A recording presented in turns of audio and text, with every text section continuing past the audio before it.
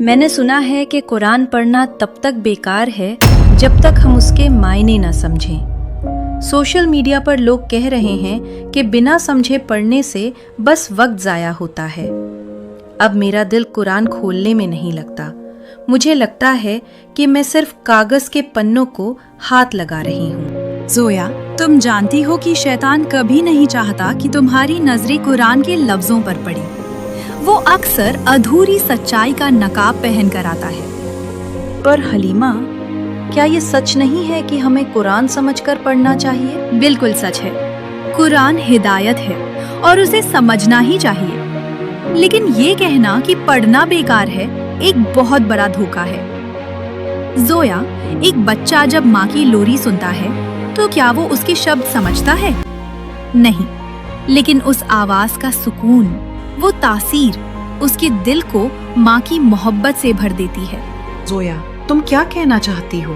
سنو، نبی کریم صلی اللہ علیہ وسلم نے فرمایا، جو قرآن کو اٹک اٹک کر اور محنت سے پڑھتا ہے اسے دگنا ثواب ملتا ہے۔ صحیح بخاری میں آتا ہے۔ اب سوچو، کیا اللہ اپنے اس بندے کو جو محنت سے صرف اس کے لفظوں کو چوم رہا ہے خالی ہاتھ لوٹا دے گا؟ اللہ کا کلام تو نور ہے۔ جب تم عربی میں قرآن پڑھتی ہو تو وہ لفظ تمہارے دل کی زمین کو تیار کرتے ہیں۔ تدبر اس کے بعد کا مرحلہ ہے۔ تم گھر کی بنیاد رکھے بنا چھت نہیں ڈال سکتے، اور قرآن پڑھنے کی روحانی بنیاد اس کی تلاوت میں ہے۔ تو مطلب میں پڑھنا نہ چھوڑوں؟ بالکل نہیں۔ ایک حدیث ہے کہ قرآن پڑھنے والے کے گھر میں برکت ہوتی ہے۔ کیا تم کسی ایسی دوا کو بیکار کہو گی جو سیدھے تمہاری روح کا علاج کر رہی ہو، بھلے ہی تمہیں اس کی کیمسٹری سمجھ نہ آ رہی ہو؟ اللہ نے قرآن کو آسان بنایا ہے، لیکن اس کا یہ مطلب نہیں کہ تم پڑھنا چھوڑ کر صرف ترجمہ ڈھونڈنے میں الجھ جاؤ۔ تم ساتھ ساتھ ترجمہ پڑھو، تفسیر پڑھو، لیکن تلاوت کبھی مت چھوڑو۔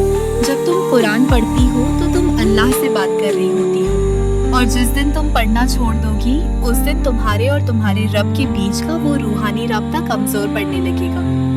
میں تو شیطان کے اس جال میں پھنس گئی تھی کہ اگر پورا نہیں سمجھ رہی تو پڑھنے کا کیا فائدہ؟ دیکھو زویا، اگر پیاس لگی ہو تو انسان پانی پیتا ہے، بھلے ہی اسے پانی کا فارمولا H2O نہ پتا ہو۔ قرآن روح کی پیاس ہے، اسے پڑھو، اسے دل میں اتارو، سمجھو، اور پھر دیکھو کہ تمہاری زندگی میں کیسے باہر آتی ہے۔ اور آپ جو یہ ویڈیو دیکھ رہے ہیں، یاد رکھیے، قرآن کو سمجھنا فرض ہے، لیکن اسے چھوڑ دینا اپنی ہدایت کا دروازہ بند کرنے جیسا ہے۔ آج ہی سے، چاہے ایک رکوع ہی صحیح، مگر قرآن کو دوبارہ اپنی زندگی کا حصہ بنائیے۔ دوستو، قرآن سے جڑی اس سچائی کو ان سبھی تک پہنچائیں جو شاید آج کسی غلط فہمی کی وجہ سے مایوس بیٹھے ہیں۔ اگر آپ کو لگتا ہے کہ یہ بات کسی کا دل بدل سکتی ہے تو اس ویڈیو کو اپنے دوستوں اور پریوار کے ساتھ ضرور شیئر کریں۔ اللہ ہم سب کو قرآن پڑھنے اور سمجھنے کی توفیق عطا فرمائے۔ آمین۔